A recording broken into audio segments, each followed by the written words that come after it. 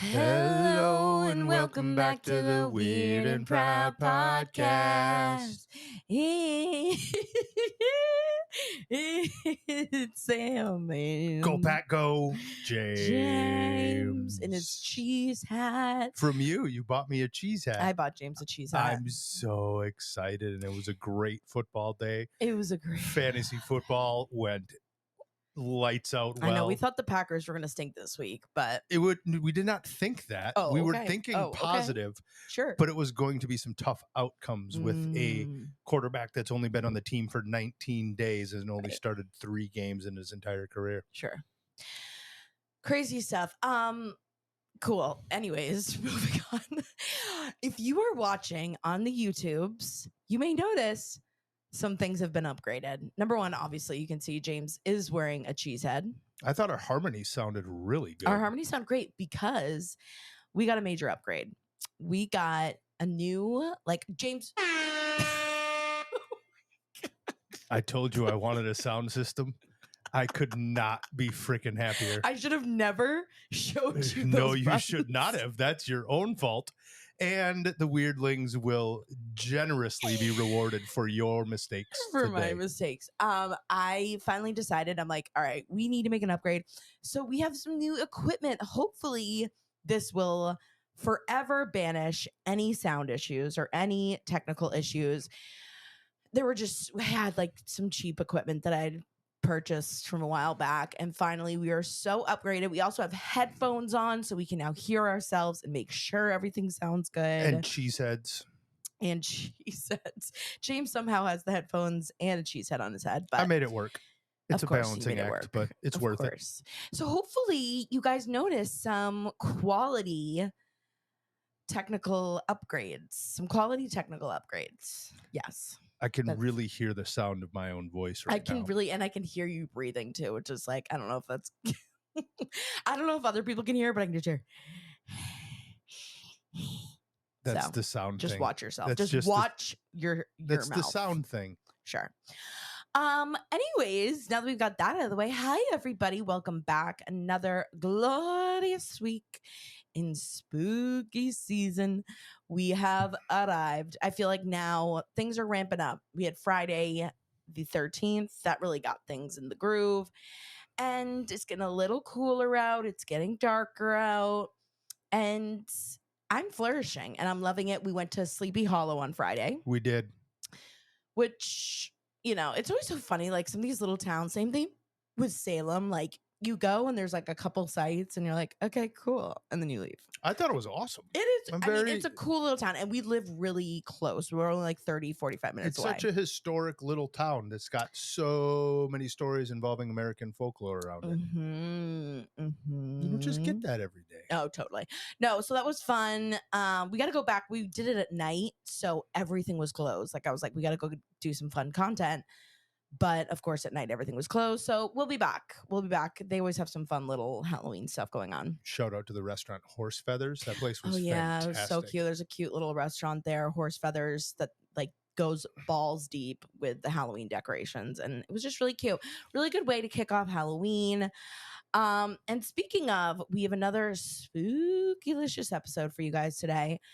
There's been so much good content. Along with spooky season comes a lot of good spooky content that we have been enjoying. We went and saw Beetlejuice this weekend too. Beetlejuice. And we both thought it was pretty good. I thought it. What would you give it on the scale 1 to 10? I mean, 1 to 5. Let's do 1 to 5. I mean, you could do 1 to 10. Easily. Let's see, I would make it a 10 because I'd go 3.5, which would be 7. Or 4. Okay. I would go 3.5 to 4. So I go 4 is where I'd go. Just because if you're a fan of the original, it does hold a lot of that kind of campy weirdness through to it. Yeah. But that's part of it. That's part of why we loved Beetlejuice so much, was just the campiness of it, the silliness of it. Even though I think I was telling you too, when I saw it when I was little, I was terrified. Oh yeah, you told me that. Yeah, it was so scary. When I first saw it, I can't remember what year it came out. The original one. Do you remember? 90 something. Wait, it might have been 89. Maybe. now I need to look.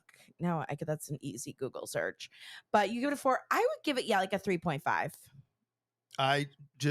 Michael Keaton, absolutely. It's like they filmed the two back to back. He was so good as the character. He looked exactly the same. So it came out in 1988. It was 88. See, I said 89. I thought I knew it was a little older than people think. Yeah. He looked exactly the same. Like we had watched the original Beetlejuice a little bit ago, but it was like, wow, he really like almost like meticulously jumped right back into that character. And he has the advantage of makeup, so the age thing isn't there. Yeah, and totally. Beetlejuice is supposed to be like a little heavier anyway. But besides all that, you could call it, I guess, character acting. It's the same. Yeah, it was so good. And that's he was what so made good. it so great. The cast is amazing. Like, you always are like, okay, how are they going to do this? Like, it's always so tough to do a sequel of a great movie like that. Forget how good Catherine O'Hara is. But yeah, Catherine O'Hara. I was going to say Lydia Deetz, but what's her real name? Winona Ryder. And then, of course, Jenna Ortega. It was just great to see the gang back together with Jenna as like the perfect daughter for Lydia Lee, whatever her name is. And then all the little characters that are around, like they brought back some of the other dead people, like a lot of the commercials. People see the Bobs. Yeah. The Bobs are all really funny. Like they did. Yeah, it was really. It was. I thought it's worth going to the movies it's for. Worth and worth the theater watch. Set. I would think it's worth your first spooky movie watch of the spooky season. Not that it's super spooky, but you know what we mean. So we saw that, and then we also, which is going to lead us into our topic today, which is we also watched the movie Deliverance, which was on Netflix. And I'm gonna give a little precursor for this episode. We are gonna talk about demons and negative energy spirits. So we say. And I will say, I had tried to do an episode on this earlier, but it was hard to find a case, and it's really hard to find information on exorcisms or some of this more spooky, deep demonology vibes, just because it's so controversial, and there's so many places. There was one exorcism that happened in Connecticut. Remember we watched that movie? It was Haunting in Connecticut, I think. Yes. And there's apparently this exorcism that happened in Connecticut, and I was doing some research on that to make that possibly, something to chat about. And there were so many people that thought it was a hoax.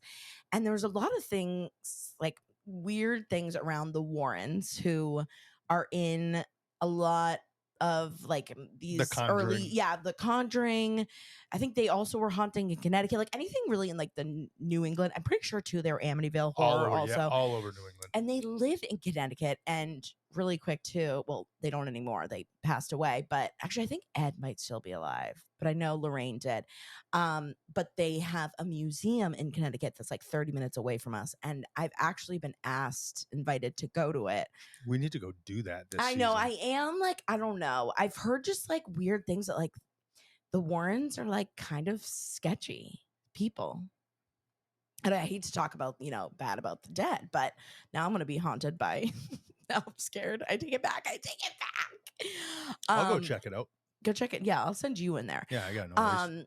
But they also were super religious. And this is where I asked you guys, some of the audience, for some feedback on this topic, because it really seems like when it comes to demonology, you get very much into the religious aspect of the paranormal, right? I don't think that demons would exist without the idea of religion. Right.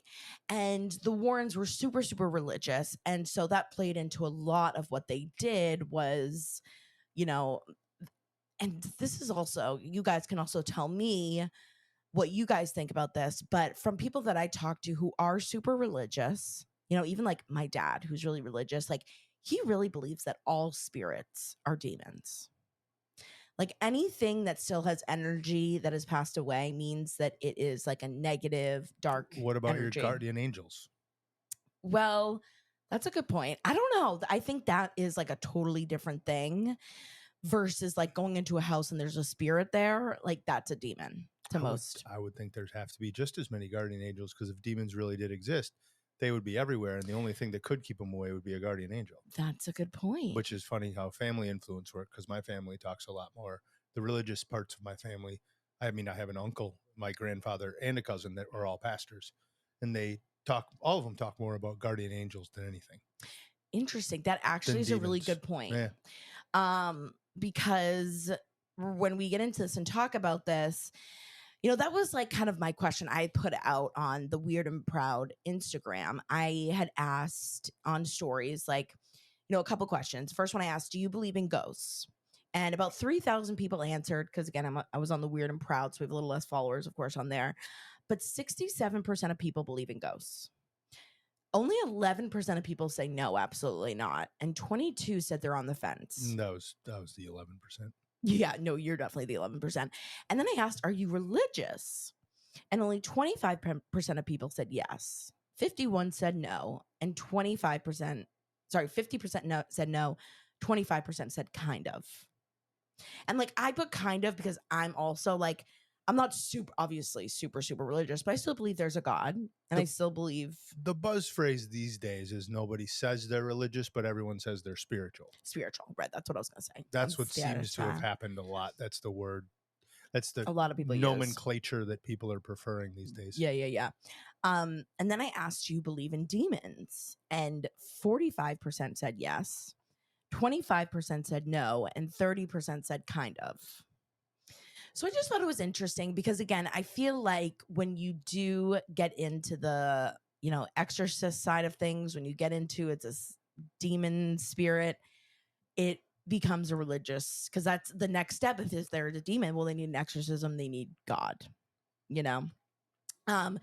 and again, like, there have been people who have even messaged me before, and anytime we go to any of these haunted places, people are like, just be careful, anything that tries to talk to you is a demon. Are we assuming there's a difference between a demon and an evil spirit? So this is another kind of like controversial thing, is that a lot of people, and like, if you were to ask like kind of ghost experts, so to speak, like some of these like ghost adventure guys that we're going to talk about, they believe there's a spectrum. So like, they have like a demonology spectrum from like 1 to 10 that they rank like evilness basically on. Yep. And yeah, so it is an interesting topic. Of course, it is a little dark, and it is one of those things too that I will say, the one thing that freaks me out most about like the spiritual world and supernatural stuff is anything that's like demon like, Satan like. If someone's like, if we were going to a haunted place and someone's like, yeah, we believe that there's some demon presence in here, I'd be like, well, I'm good. No, thank you. Like, I don't think I would. In. And you're going in. Great. And I was going to ask, before like we officially dive deep into the story, how are you completely, you're like, demons do not exist? No. You completely don't believe in any of this? Okay, well, this will be interesting. Because we're going to talk about this movie Deliverance and the true story behind it. So if you saw the movie or if you didn't see it, it's not like there's really any spoiler alerts. If you've heard about it, it's about an exorcism. It's been out long enough. And it is based on a true story. And we're going to talk about that and some of the differences and how this came to be. And then I told James, I was like, since obviously it's spooky season, we're digging into spooky topics, how about you like look up? We've rebranded. It's the Spooky Science Corner. I will be covering all things spooky through October 31st. Yeah, so he's going to try and like debunk, so to speak, like any of these tools that a lot of these ghost hunters. It's not going to be hard. Here we go. So he's going to review like some of this evidence, so to speak, that a lot of these ghost adventures, ghost hunters use in their findings. So it's going to be a good episode. And I always do love discussing these topics with you specifically because you are so against these. Not against, I shouldn't say against. You are so... Good rephrase. Yeah, I'm not against. You asked me if I believe in demons. Yeah. The idea of them existing there's too much documentation, especially just being in the religious side of things. Yeah. That some of these things may somehow exist, but I don't believe it. Yeah. I do just play sometimes too much. I have blind faith towards some things. Like I do inherently believe in, for the most part, the good in people. Well, that's not blind faith. That's just proof the Packers are awesome. Like that's science right there. All he believes in is the Packers and cheese curds. That's. Do you need anything else? Maybe a frosty brew with all that? Like what Maybe else do you need? Brew, for sure. Jeez, I mean, yeah. Truly. But yes, that's why we enjoy these conversations, because you know me, I'm open to discussion. Well, that's the thing, is you're not closed off from it. No. And you are open. Like that's why I keep continuing to bring you to some of these haunted places to hope one day. But for me, it's always show me some level of proof. I know. Show me something, right? And then when you get conspiracy theorists, and we won't go into that, but ghosts, conspiracy theorists, astrology, all that stuff. Show me some kind of, let's use just a scientific process. Show me some kind of repeatable process. Yep. Science is never about doing something once. It's about being able to do it and look at it, that it exists in multiple ways. Yeah. So, yeah. Okay. Otherwise, I'm open to learning. Well, we're going to talk about it. And if you haven't watched The Deliverance, I would watch. Like, I thought it was a good movie. I liked it. I would highly recommend people watching. It's a great spooky watch if you're looking for something. You know, and again, it's, you know, it's very similar to some other like Exorcist type movies we've seen, but it's still spooky and good. And I remember when we were first watching it, we were first going to watch it. You had said, oh, I saw mixed reviews on it. Yeah. My guess, back to my speech about expectations last week, I think that people maybe thought it was more of a jump scare horror movie. Again, now I'm giving it away. You better want a really good story. I thought that the story was really well told. The acting was great. But the acting was amazing. Glenn Close is in it, and she's amazing. And yeah, I thought it was well done. And again, it further sparked this discussion of being like, wait, this is based on a true story. And don't look for like jump scare stuff. Like it's going to be slow for the first 3/4 of the movie, which is fine. It builds it up wonderfully. Yeah. And I think it should still be on Netflix too if you want to watch it. But so this was apparently based on a true story, and the true story is, and a lot of the basis of the movie is very similar to the true story. Like a lot of it actually is pretty similar. Of course, a lot of it in the movie is exaggerated, but this happened recently. Like that's the other thing too, is that a lot of these demonic cases or exorcisms were so long ago that there's not really like evidence to really share other than like this is what they said happened, or this is, you know, the hearsay from it. But this happened in 2011. So this was not too long ago, and it happened in Gary, Indiana. Which musical is that one? Music Man. That is Music Man. The music theater kids will know that one. But happened in Gary, Indiana by this woman who was a mother to 3 children. Her name was Latoya Ammons. She had 3 children, and her mother moved into this house in Gary, Indiana. And it was right towards the end of 2011. And they move in, and within like the first couple of days, they start to see the first kind of tip off to there's something evil going on in your house. Black flies. Like that's almost always, you see those in a lot of the movies, black flies, which is why I freak out when I see black flies, and why I literally, that's why we have a fly catcher in our. You mean the cats? Oh, true. Yeah, the cats love the sky raisins. But black flies would not go away from their front porch. Like really the 2 biggest issue areas that they were having was their front porch and then their basement. They would hear footsteps and hear noises coming from the basement too. This was like in the early, couple weeks when they first moved in. They would hear the door slamming from going down into the basement. The door would slam shut in the middle of the night. They would, even hear walking and footsteps out on the front porch. So those are the 2 areas that weird things were starting to happen. But they're kind of like, whatever, it's a new house. It was older house. They had tried to get rid of the flies, but it still just like kept getting worse. The sounds were getting worse. Doors were slamming more often. And then one night, the grandmother, I'm sorry, her name was Rosa. Rosa said that she was awoken to being strangled in the middle of the night.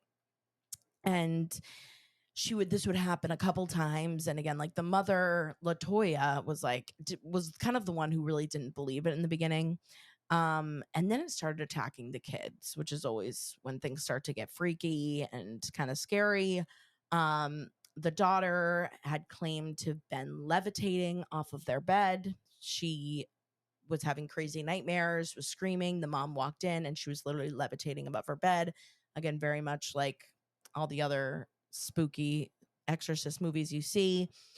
And the daughter then would also have no recollection of it. Like that was the other thing too, is some of these things would happen and then they'd have no memory of it happening. And it was the same thing with their younger son, who they ended up having the most issues with.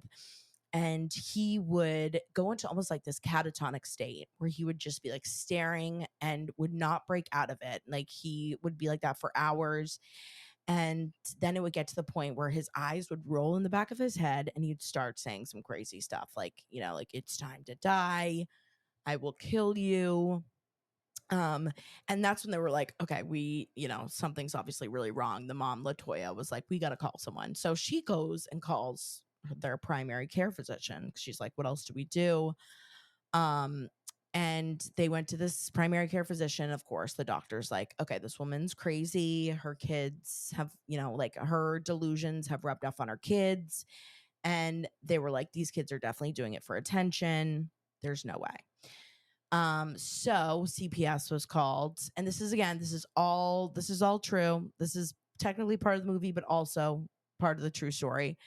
The kids were taken away and separated, and the younger boy specifically starts going crazy. They had to basically strap him down to the bed because he was just violently thrashing everywhere, hitting everybody, screaming at the top of his lungs. And a CPS worker claims to this day that she saw him rip off the restraints on the bed and crawl up the wall backwards. And that is, apparently there were 3 witnesses that claim that they've seen this child climb up the wall backwards, get free from these straps that, I think he was 9.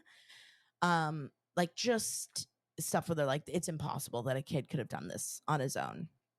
Now, of course, there was other physicians that still believe that they were acting for attention. This was just attention seeking for the mom. The mom had thought it was haunted, so then it rubbed off on the kids, and the kids, were just being a part of this delusion. But they end up like moving forward with finding a reverend basically who comes to their home, he has to do 3 exorcisms on everyone in the family, and it finally moves on. They move out of the house and they leave. But it was like the story itself, like how it ends, like in real life is, it's kind of, I'm like, I still couldn't figure out how she ended up getting her kids back other than apparently after this exorcism, like she begs the CPS workers who had seen her son crawl up the wall, like, I need to get a reverend involved. And then apparently, like, after the reverend does these exorcisms, then they're like, okay, he's fine. And like lets her back with the kids after he apparently starts acting totally fine again after these exorcisms. And once they move out of the house, the kids are back with Latoya. And apparently, like, what's weird is like they also refuse to talk to like anyone about it. Okay. And this is where we get into the next part of the story. So obviously, this comes out in the news. People see this nationwide. It's like this viral thing that goes, whatever social media was back in the day, in 2012. What was it? Facebook was probably a thing. YouTube was probably starting to go off on the news. Was YouTube not available much then? YouTube. I can't remember.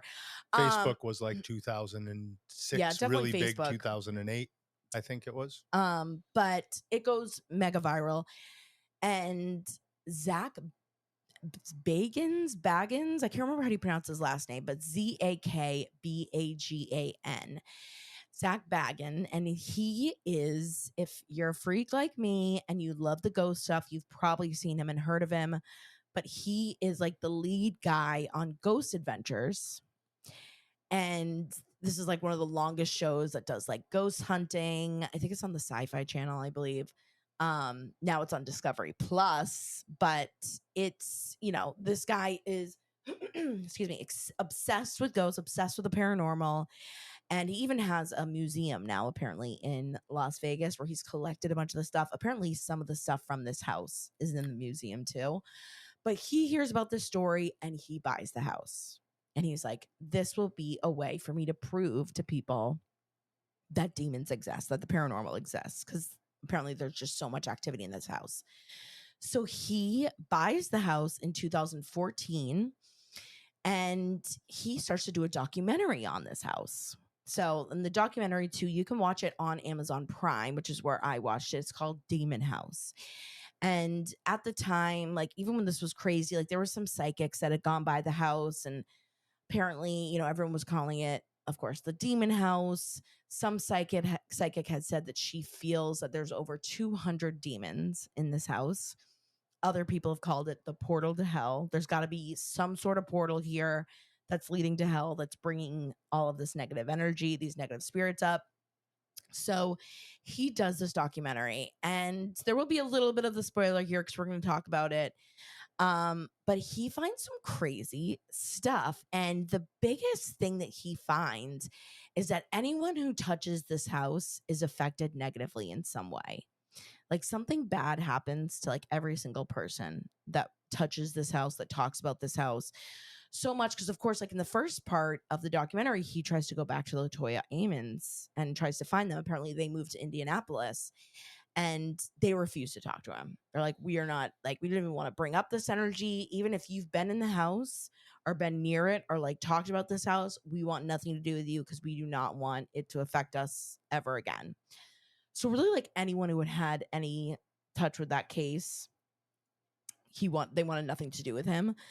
But he was able to interview some of the police officers that were involved when everything was going down with Latoya Ammons. And there were cops that were like, I will not go in that. I will never go back in that house. Like it is some really creepy energy. There was one police officer who's being interviewed who says, I was pulling up to the scene because, you know, police were called for something going on here. And I pull up, I'm in front of the house and I have the radio on and I'm right in front of the house. And all of a sudden it goes to static. Like it was on a radio channel. It goes to static and it starts saying, who is in there? I will kill you. Like through the radio. Was that good? Was that spooky? Amazing. I know. Now that we have these headphones on, like I feel wasn't like we sure can if that really was you feel or it. if that was something coming through the radio. So, you know, like every police officer has some sort of story or like some version of being like, I 100% believe this was true. Like he could not find a cop that was like, I thought this was a hoax or whatever. And they found that in the basement was like where a lot of spooky shit went on. They noticed too that like the entire basement was concrete except for under the stairs where it was all dirt. And so they believe that they kept it dirt there so that they could dig things and perform rituals in that area. And when they dug in the dirt under the stairs, they found like women's underwear, they found children's socks, a knife, candles, and like it looked like they'd almost like someone had set a like little like ritual up under the stairs.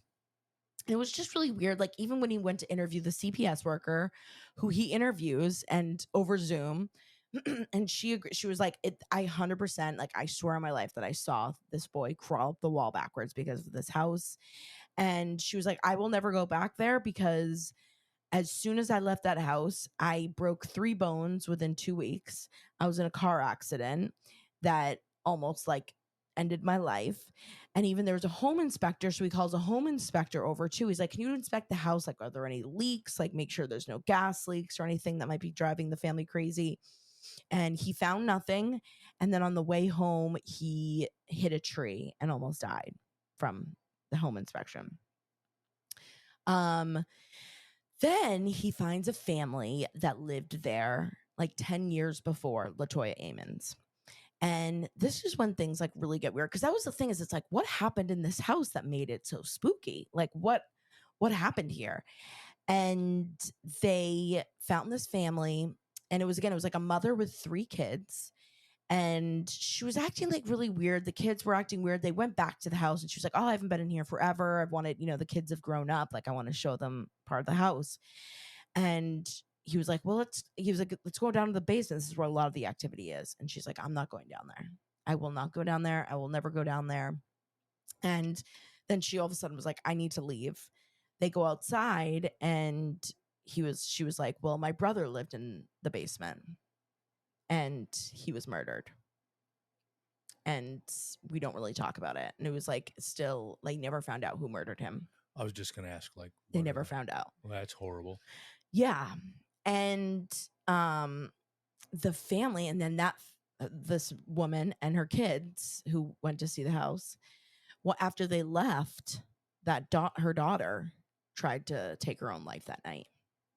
Wait, so the woman that lived there like 10 years ago? Yeah, the mother that used to live there went home with her kids and the daughter that night. And she said she just felt like something came over her. So it's just like a lot of really weird stuff. He also found that when the house was first built, there was a family that lived there that had a ton of violence. Apparently, they were into some demonic stuff. And there was a little boy who was murdered in the basement. They don't really know how or why or like what happened, but he died in the basement. They don't know. They said it was of natural causes or something, but it was like a 6-year-old boy. They're like, that's weird. He couldn't really find a ton of information on it. So they just believe a lot of sketchy people. Apparently some of the neighbors too, like when the house would be up for rent, some people, it was kind of like a little sketchy neighborhood. They would see some people going in there and setting up like some rituals and like doing some weird stuff in the house and trying, like, some squatters that would go in there and do some weird stuff. So then on the last day, after he's like done all this research, Zach Bagans, whatever, he's like, I'm going to stay overnight in the house by myself. Pitch black, lock all the doors. And of course, there's cameras everywhere. And again, we'll never know if anything's edited or, if it is totally true because it's a show or a documentary. It's, of course, it's made for entertainment. But there were multiple growls caught on camera, and he was in one of the bedrooms, and all of a sudden, and you can kind of see it on camera too, this black mass comes almost just like sprinting towards him from the wall and like almost like hits his body, and his eyes become so painful. Like he said, he feels like he's getting like stabbed in the back of the eyes, and he ends up getting this condition where like his eyes are cross-eyed. And since the documentary came out in 2015, he's had to wear prism glasses because it gave him, like, he had like some sort of like aneurysm in his eyes that like messed up the way he's able to see. And like for months, he says he like had to take medication to be able to see straight, and like would have terrible, what's it called? Like you can't stand up straight. Vertigo. Thank you. And he was just like super sick, and like people from his camera crew were quitting and were like also having major mental health issues. Like one guy was like acting like a psycho one day on the set. Like it was just really crazy how like it affected, again, like almost everyone that was in touch with this house. And then the craziest part is after that night, he's like, I'm done with this house. He bulldozes it, and he's like, this house cannot be around. We need to like close this up. Like there's got to be some sort of portal in here. There's 100% demon energy in this house. They bulldoze it. And now I've like seen from some online chats on like Reddit that even like some of the neighbors will see things and like see people going out there still doing like rituals on the site where the house was. There's a lot to that space, huh? Right.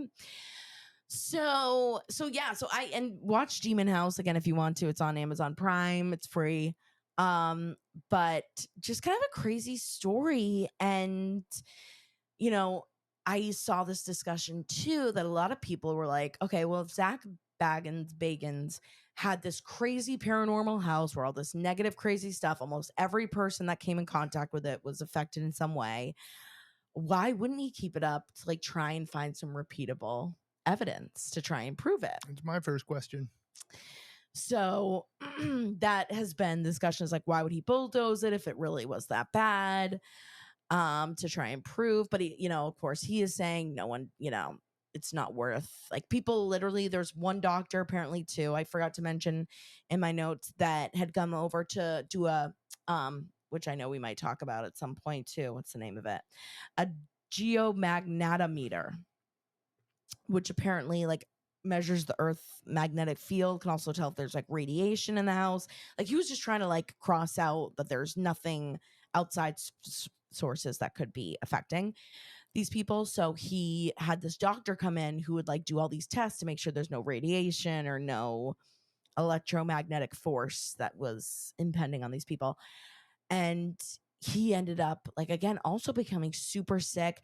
He ended up getting prostate cancer, or like the super rare form of prostate cancer. And I couldn't find out like where he is now. Like, that was the other thing too, was like trying to find a follow-up from this documentary. I'm like, okay, what happened to all these people too now years later?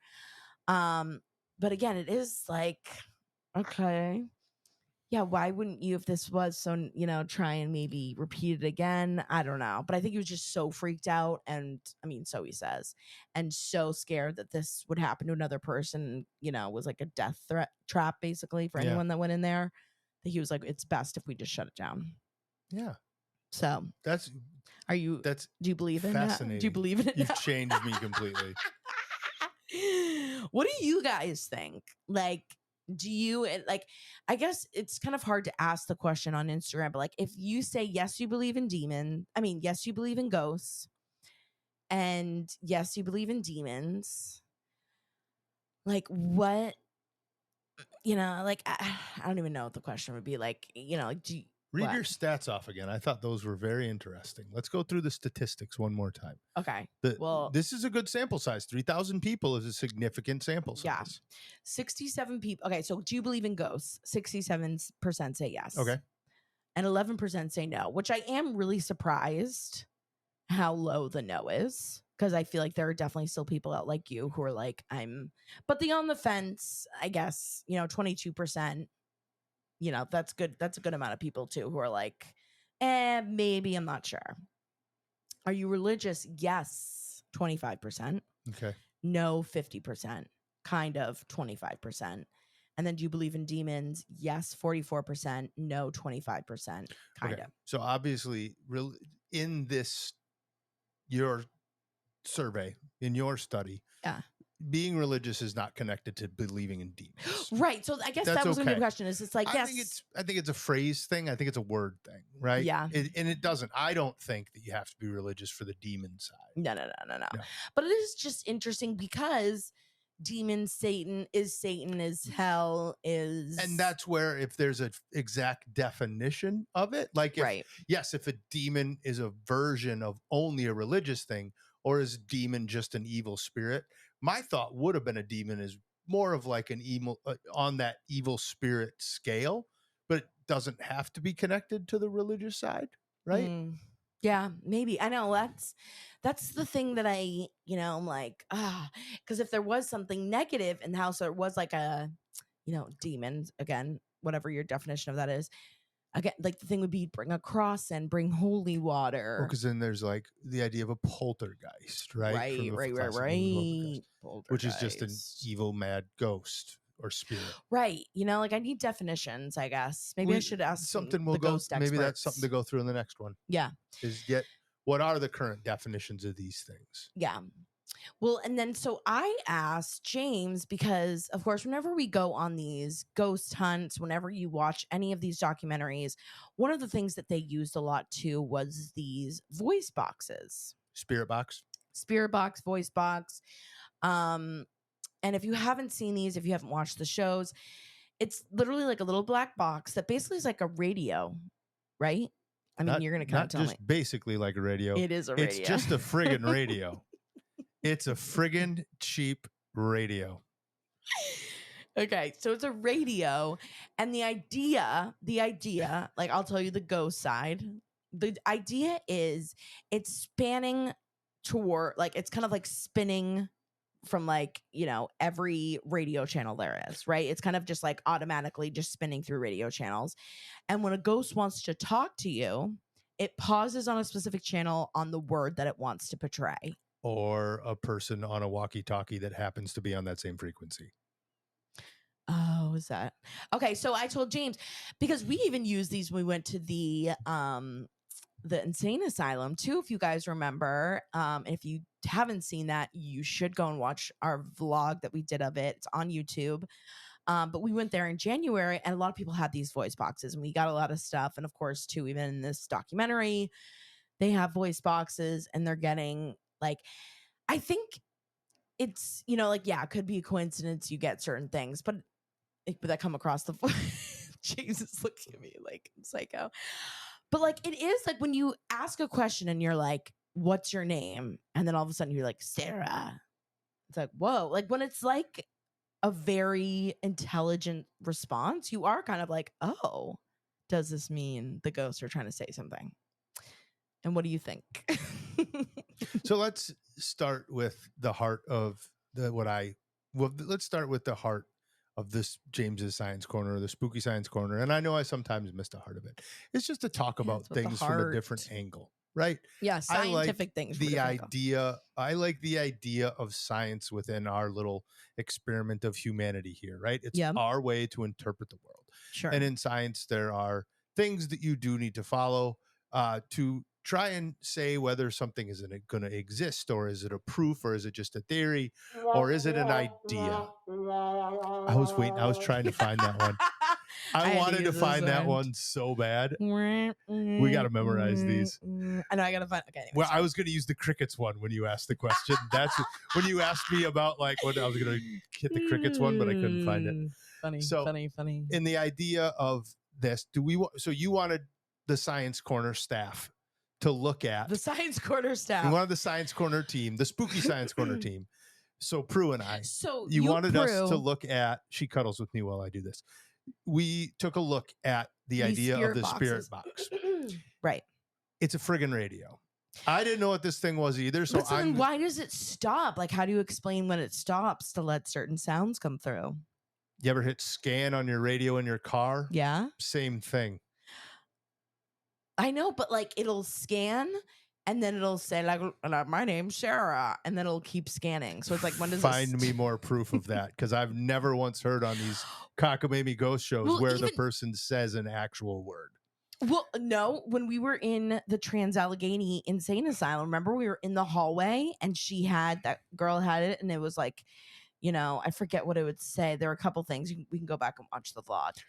These questions are very similar to what Houdini used to accuse the early mentalists or the early clairvoyants of being charlatans, of being fake, because he proved a whole bunch of them were.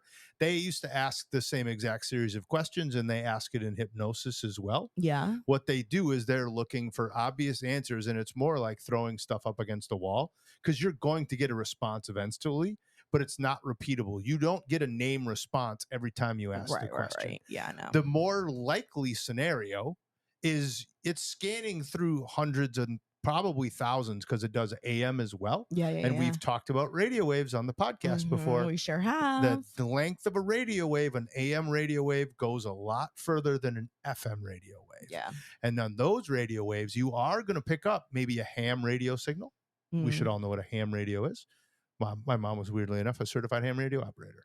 But wait, what? She was? That's so cute. That's an old like war thing. That's an old thing that was the way that the world was going to communicate. If telephones went, it wasn't a telephone. Right. Well, like before telephone. Yeah. But that's what was going to be. So you can tap into a radio signal using a walkie-talkie, using anything that scans and gets to that signal. So there's all this information on these signals, right? And that's what this radio thing is. It's basically like a glorified version of the thing in your car. The thing in your car stops when it gets to a sound, except it's doing it from a much stronger scanning. It's scanning more at once. Okay. So it's got more chances to get more sounds and noise. Okay. Right. So that from the science corner perspective, that's what it is. It's just a freaking radio. Yeah, but like the ghosts are like telling it when to stop and say certain words. Or someone on a walkie-talkie or a different radio frequency. So God, I love that thing. This is so much fun. Let's look at it. Let's look at it from an origin story perspective.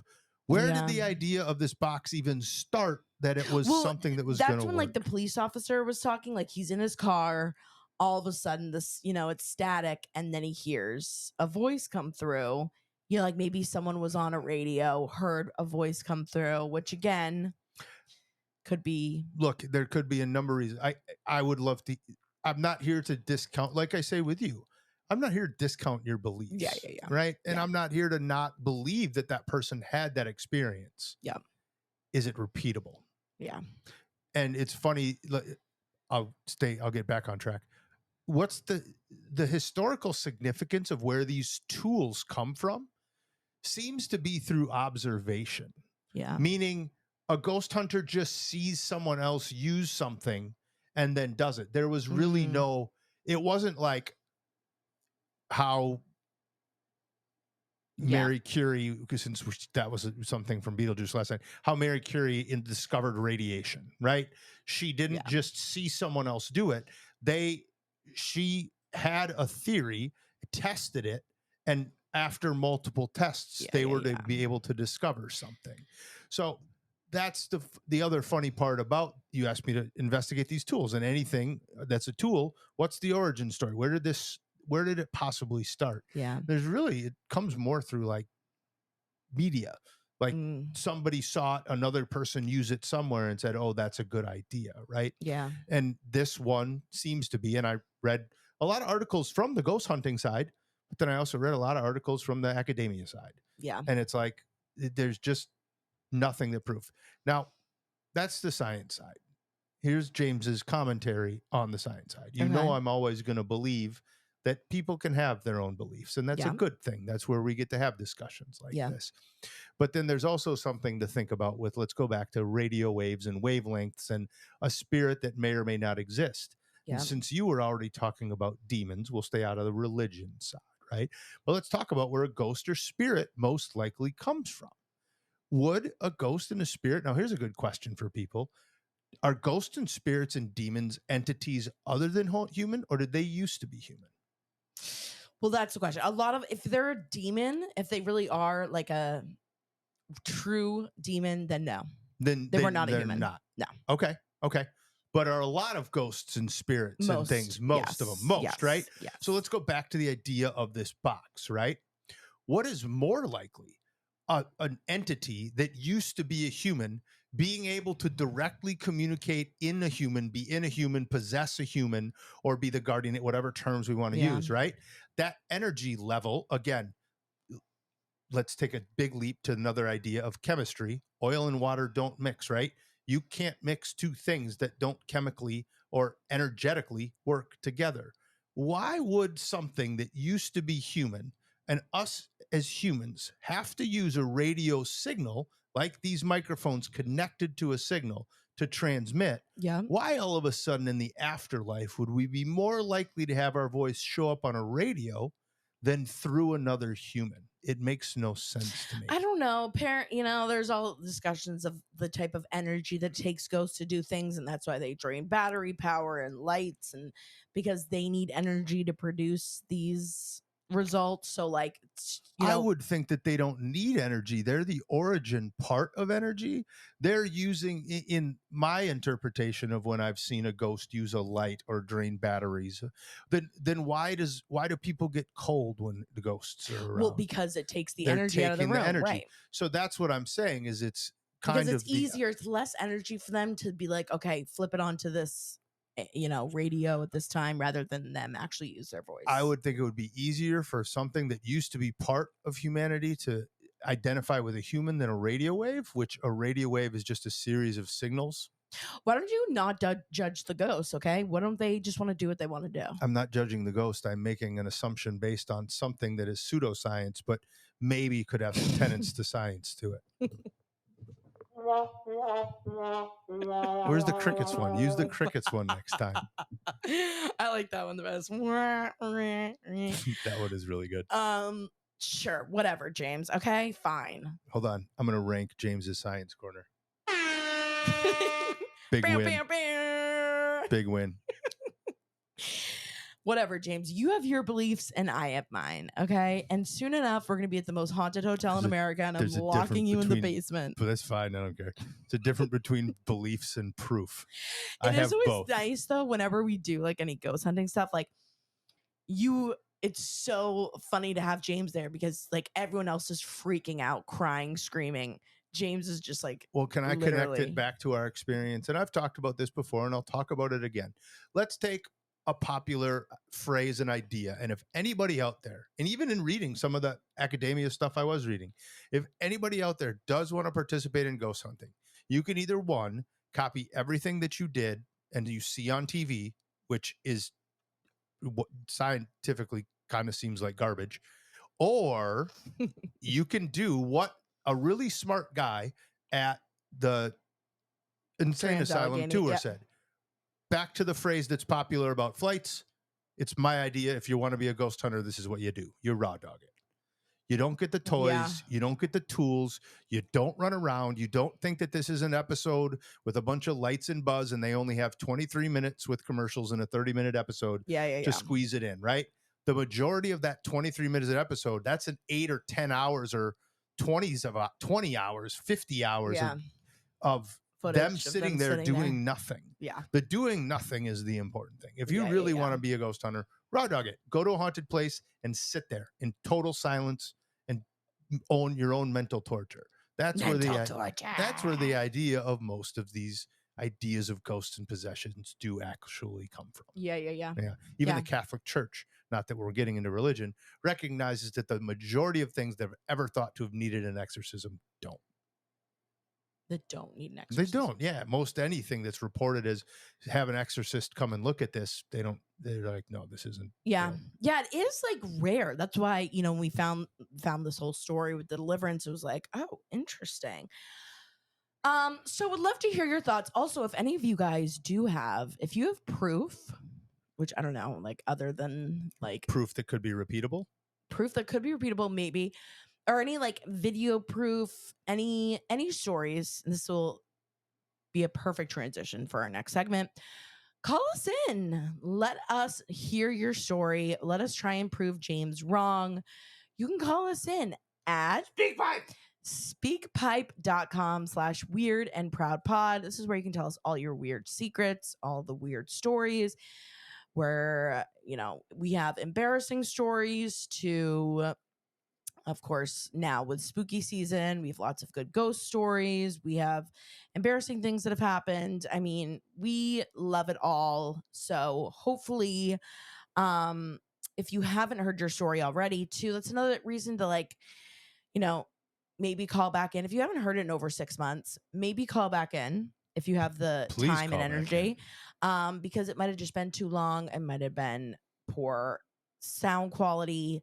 So always call back in, always leave it. And it's always anonymous. And it takes literally, it's up to 1 minute and 30 seconds, but it really should not take you long. And if you click the link in either our bio too on our Instagram, or it'll also be in this description as well. But we have a couple really good ones this week. Of course, I've been trying to sprinkle in some spooky ones. Spooky. But also, if you want to get on, now's the time to call in your spooky stories. Yeah, we are spooky focused right now. Spooky focused is the time of year. But we have some good spooky ones. But of course, I also try and throw in some funny other random embarrassing ones too as well. So James, are you ready for the first secret? All right, I'm gonna have to take your one headphone off too, James, just so you can hear. Hey, Sam and James, recent listener here who has now heard almost every single one of your podcasts, and I really enjoy them, so keep it up. So my weird story is I went to a university in the Midwest, This was probably January because it was snow on the ground and freezing outside, probably close to 0 degrees. But me and some friends were out at the bars, and I decided to text this guy who I was in a situationship with at the time to see what he was up to for the rest of the night. And he did not respond, so instead of taking that as a no and just going home with my friends, I decided it was a good idea to show up at the house that he lives at with about 10 other guys. So I show up there, just walk right in, walk to his bedroom and climb into his bed because I was freezing, pass out because I was drunk, and woke up the next morning to some girl's voice saying, "Oh my God, who is this?" Open my eyes, and I am spooning the girl that is also in his bed. So, yeah. Showed up to the guy's house, had a sleepover with him and his other lady. Oh my God. Yeah, that's that's brutal. First couple of questions. What university in the Midwest? She probably doesn't want to say. Yeah. But I went to a university in the Midwest. Yeah, So he did. love to hear which state you were in. Part 2. She said an interesting phrase I'd never heard before. What? A situationship. Oh, well, James, that's a new term the kids are all using. Got it. It's like, yeah, I you're kinda hooking figured. up, but It's a you're not hookup like thing. officially. Yeah. Yeah. Friends with benefits type of thing. Yeah, for sure. Maybe not even friends, but just benefits. Yes, thank you. Got it. You got it. You're all over it, James. Yeah, we've all had a story like that. I think I've told the story like a million times too of me showing up at a guy's house when I was in college, and I just got in there and threw up everywhere, all over the room. Yeah. So I don't know what's worse, but that would be pretty bad, is waking up and you're like spooning another girl that he was in bed with. But that's kind of next level. Yeah, that's pretty next level. I am curious, like, what happened after that? Like, if then you just like ran out and you're like, oh my God, I'm so sorry. I mean, what are you gonna do? I'm hoping obviously you never saw that guy again though, because that's pretty shitty for him to like, well, it's a situationship. True, not his fault. True. No, I got the guy's back right now. I got the No, if it's a situationship, not his fault. But still, I mean, that's pretty bad. That would be pretty embarrassing. But it all builds character. At the end of the day, like, you just think about, like, you're writing a book about your life. Like, that's a great chapter. That's a chapter everyone's giggling and laughing about. And yeah, I love like a good college story like that. I feel like, again, we all have college stories like that. If you want to call in with your college story, let us know. What's like the most like embarrassing thing that happened to you in college, James? Bunches of stuff. Well, you fell off a roof too, didn't you? Yep. But that wasn't really like embarrassing. Would you say that was embarrassing? Oh yeah. Yeah. Yeah. Very drunk, fell off roof. Not good. Very drunk, fall off roof. Not good. I mean, I had a girl that we used to have quite a few people over. So you liked another girl before me, is what you're saying? No, never. This was a friend of mine. And she did, like, it was during the party. She went and just like, it was definitely a situationship. And she just went and passed out in my bed, like similar to that. But yeah, she but just that's went up fine. There. You're gonna pass out. No, I was not interested in her anymore at the time. Oh, well, yeah. She was kind of trying to weasel her way in. Weasel her way in? What a little hooker. Do you want me to kill her? No, that's okay. What's her name? Call her out. No, not giving you any information. No, honestly, that's a gorgeous story. We all have one, and at least you didn't throw up or like shit your pants. That could have been even worse. Imagine, or you peed your pants. Hell. All right. So we have a 2-parter series. Actually, technically, she left 3 secrets. But the first one is her like kind of giving a ground. Oh, shout out to that girl too at the very beginning. She said she's a new listener, but listen to all of them. Yeah. I meant to say about that too. You. Thank you for joining us. Welcome.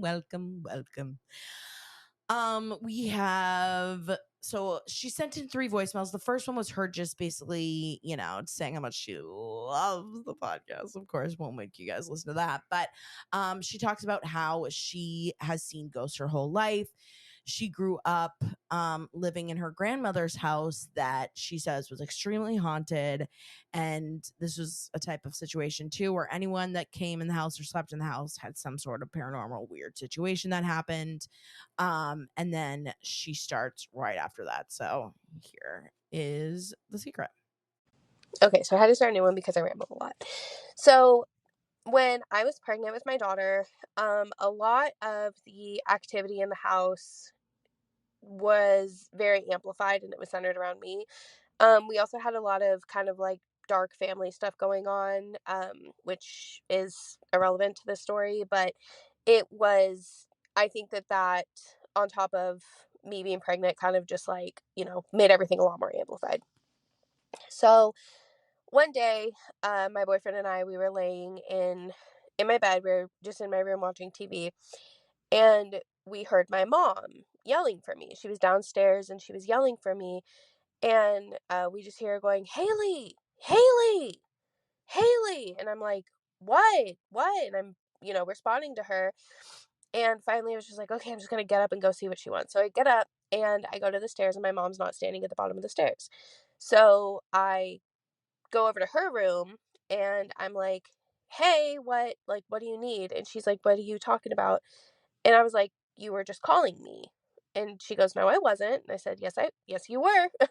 um, my boyfriend and I both heard you. You were just calling me. What do you need? And she said, I swear I wasn't calling you.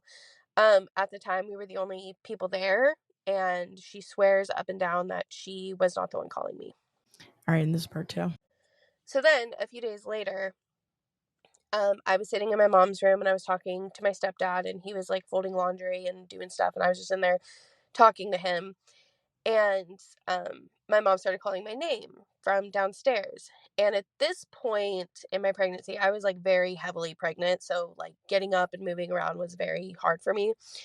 And I'm yelling back to my mom. I'm like, "What do you need? What do you need?" And she's not responding. And my stepdad jokingly was like, "What do you want, woman?" And as soon as he said that, my mom stopped calling me. So I was just like, "Oh, well, guess that was that." So I called her on my phone and I was like, "What do you need?" And she's like, What are you talking about?" And I was like, Why are you calling me?" And she was like, "I wasn't calling you. I'm downstairs in the backyard gardening." So not once, but twice, we heard someone downstairs calling for me, and both my boyfriend and my stepdad heard, to the point that my stepdad even responded to it. Um, and both times, just, my mom's not somebody who would do that and then who would call for me or whatever and then be like, "That wasn't me." She wouldn't do that. Um, so that is my experience with what I am assuming is a mimic. So she says too, that she has like told a lot of these ghost stories too online. So that's why I left her name in, just because she said it was okay.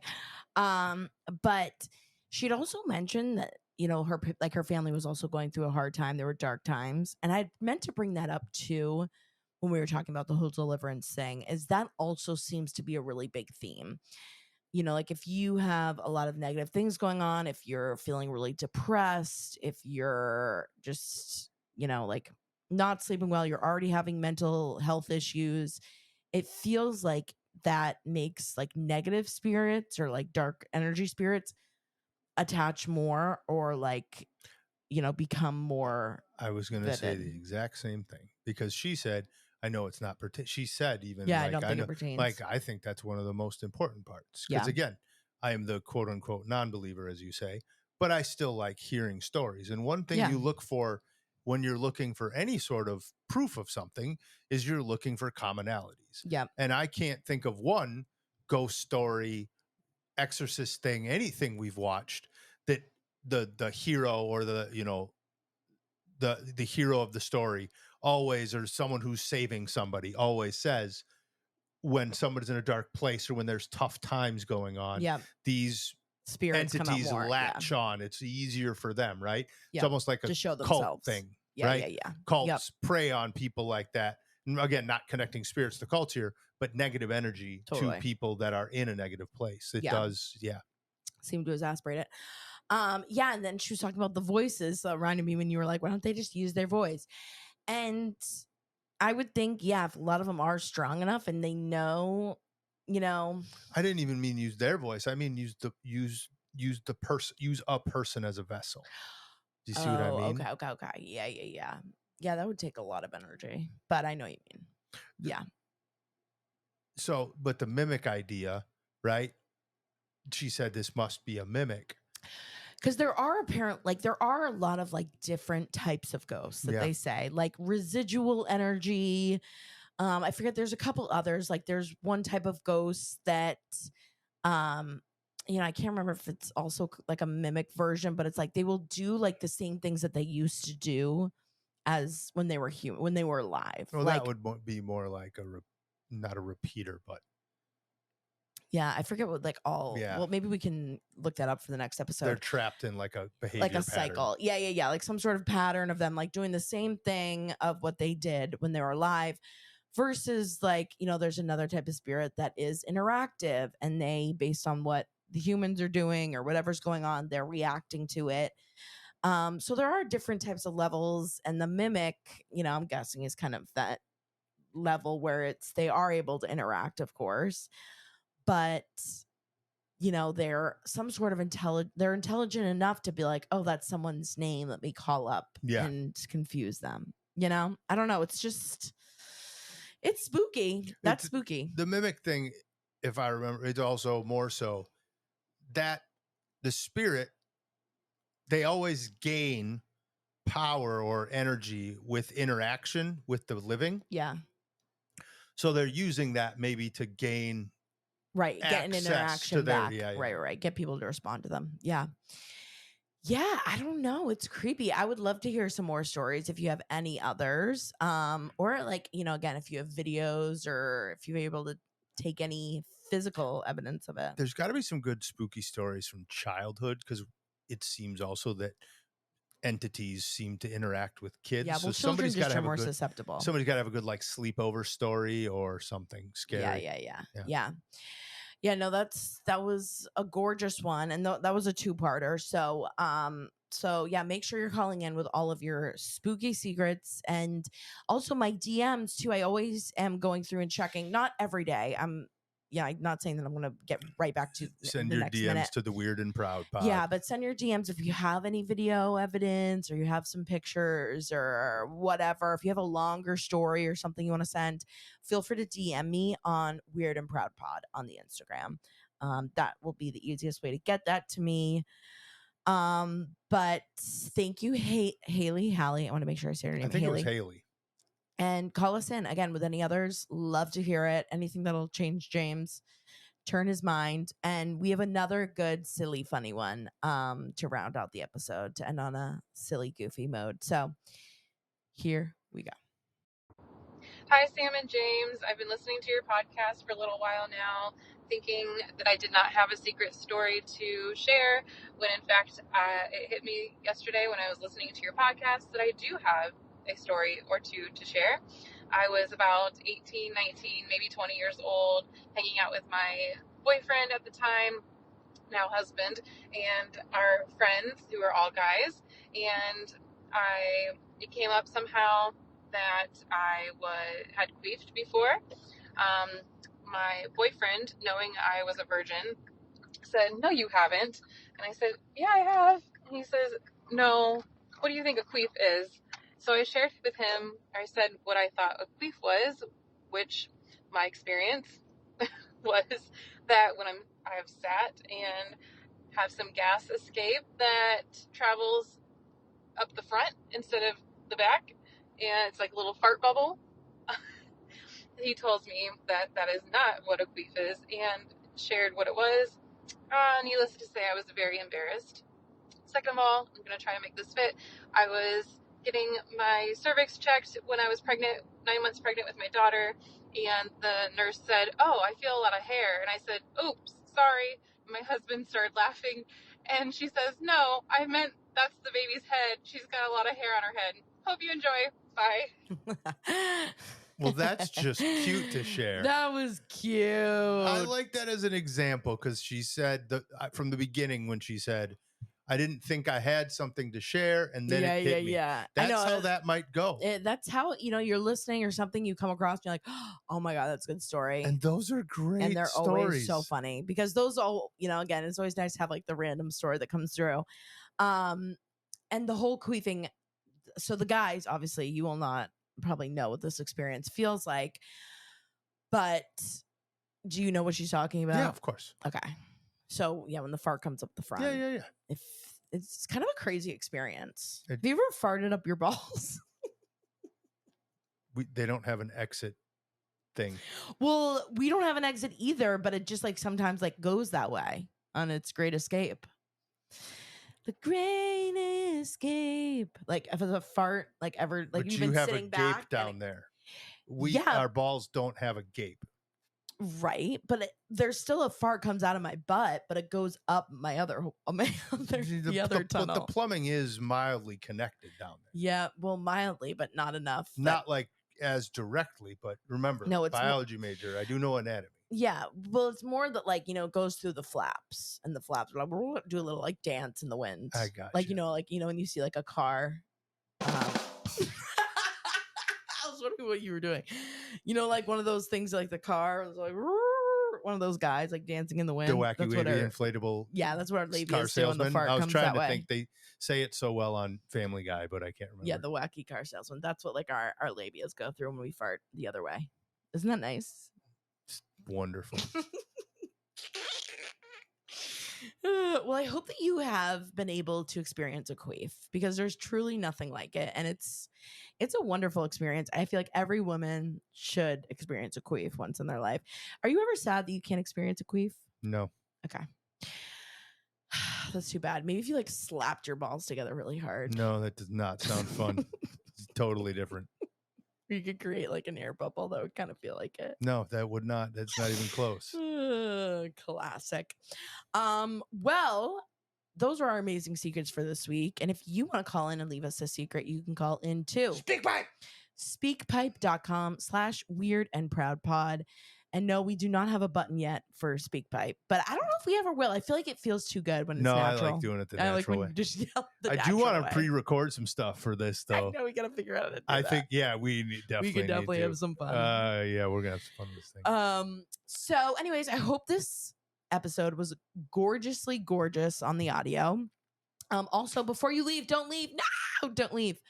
We have some shows coming up. We are going to be October 12th. We're going to be in Long Island. Oh, I got to look at my list. October, I think it's 14th. We're going to be in Philly. We're going to be in Baltimore in November. So we have some really fun shows coming up. Make sure you get your tickets, SamanthaRamsdell.com/events. And I think that's it. Just some good spooky old fun. Make sure you call us in with your secrets. And if there's anything also spooky that you want James to debunk or talk about, like if there's any other, like we have some other things, but like if there's something specifically, like make James break this down. I was going to do the EMF reader next week, possibly, but if we get something better, we'll do it. You know what? Also, one other thing too, before we go, hopefully you haven't left us yet.